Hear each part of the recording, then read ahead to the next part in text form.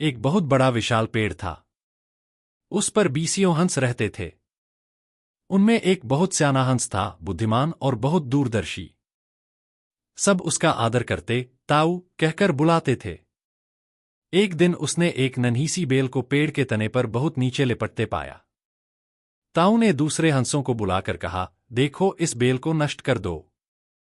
एक दिन यह बेल हम सबको मौत के मुंह में ले जाएगी। एक युवा हंस हंसते हुए बोला, ताऊ, यह छोटी सी बेल हमें कैसे मौत के मुंह में ले जाएगी? स्याने हंस ने समझाया, आज यह तुम्हें छोटी सी लग रही है। धीरे धीरे यह पेड़ के सारे तने को लपेटा मारकर ऊपर तक आएगी। फिर बेल का तना मोटा होने लगेगा और पेड़ से चिपक जाएगा। तब नीचे से ऊपर तक पेड़ पर चढ़ने के लिए सीढ़ी बन जाएगी। कोई भी शिकारी सीढ़ी के सहारे चढ़कर हम तक पहुंच जाएगा और हम मारे जाएंगे। दूसरे हंस को यकीन न आया, एक छोटी सी बेल कैसे सीढ़ी बनेगी? तीसरा हंस बोला, ताऊ, तू तो एक छोटी सी बेल को खींचकर ज्यादा ही लंबा कर रहा है। एक हंस बड़बड़ाया, यह ताऊ अपनी अक्ल का रौब डालने के लिए अंटशंट कहानी बना रहा है। इस प्रकार किसी दूसरे हंस ने ताऊ की बात को गंभीरता से नहीं लिया। इतनी दूर तक देख पाने की उनमें अक्ल कहाँ थी। समय बीतता रहा। बेल लिपटते लिपटते ऊपर शाखों तक पहुंच गई। बेल का तना मोटा होना शुरू हुआ और सचमुच ही पेड़ के तने पर सीढ़ी बन गई, जिस पर आसानी से चढ़ा जा सकता था। सबको ताऊ की बात की सच्चाई सामने नजर आने लगी। पर अब कुछ नहीं किया जा सकता था, क्योंकि बेल इतनी मजबूत हो गई थी कि उसे नष्ट करना हंसों के बस की बात नहीं थी। एक दिन जब सब हंस दाना चुगने बाहर गए हुए थे, तब एक बहेलिया उधर आ निकला।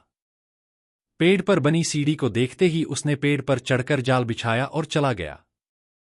शाम को सारे हंस लौट आए। पेड़ पर उतरे तो बहेलिये के जाल में बुरी तरह फंस गए।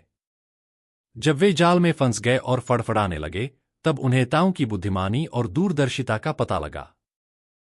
सब ताऊ की बात न मानने के लिए लज्जित थे और अपने आप को कोस रहे थे। ताऊ सबसे रुष्ट था और चुप बैठा था।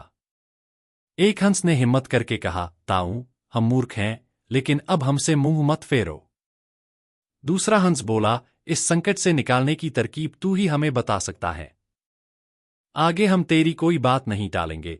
सभी हंसों ने हामी भरी। तब ताऊ ने उन्हें बताया, मेरी बात ध्यान से सुनो। सुबह जब बहेलिया आएगा, तब मुर्दा होने का नाटक करना। बहेलिया तुम्हें मुर्दा समझकर जाल से निकालकर जमीन पर रखता जाएगा। वहां भी मरे समान पड़े रहना। जैसे ही वह अंतिम हंस को नीचे रखेगा, मैं सीटी बजाऊंगा। मेरी सीटी सुनते ही सब उड़ जाना। सुबह बहेलिया आया। हंसों ने वैसा ही किया जैसा ताऊ ने समझाया था। सचमुच बहेलिया हंसों को मुर्दा समझकर जमीन पर पटकता गया। सीटी की आवाज के साथ ही सारे हंस उड़ गए। बहेलिया अवाक होकर देखता रह गया।